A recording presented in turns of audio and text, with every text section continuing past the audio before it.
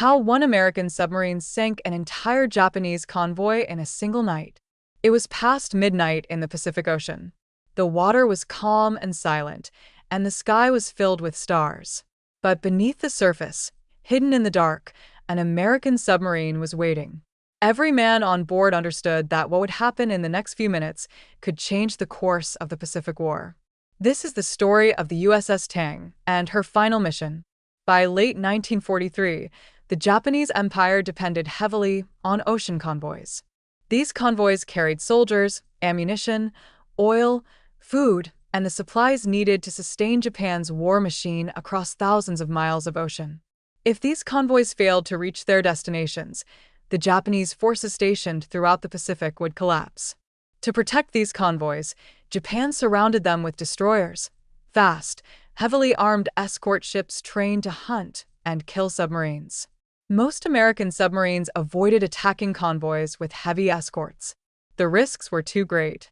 Detection meant depth charges, steel plates crushing under pressure, and a cold death deep in the ocean.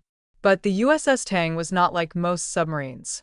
She was commanded by Lieutenant Commander Richard O'Kane, a man known for boldness, precision, and an almost instinctive understanding of submarine warfare. To many, he seemed reckless. To others, a genius. But every time he took a risk, it worked. He believed one thing: a submarine should not hide, it should hunt.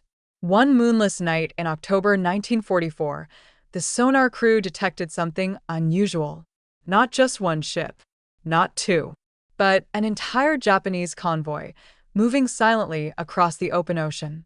Multiple troop transports, fuel ships, and several destroyers guarding them. Most commanders would have fired a few torpedoes from a safe distance and then disappeared into the deep. O'Kane did the opposite. He ordered the USS Tang to surface. On the surface, the submarine moved faster and could see farther. The moonless night worked in their favor. They were a ghost, silent, unseen, unstoppable. The crew worked quickly and calmly. Torpedoes were armed. Firing angles set. The entire ocean around them felt like it was holding its breath. O'Kane gave the order. A torpedo fired. Then another. Then another.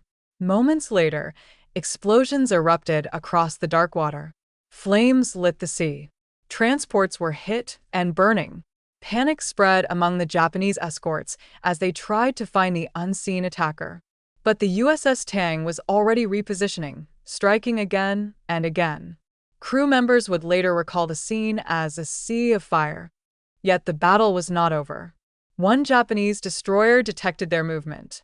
It accelerated, charging directly toward them, preparing to drop depth charges. The situation became deadly. If the destroyer reached them, the USS Tang and her crew would be lost. O'Kane made a final decision. He ordered one last torpedo to be fired. The torpedo left the tube, but something was wrong. It malfunctioned.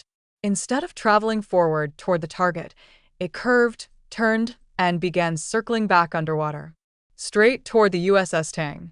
There was no time to evade, no time to dive, no time to run.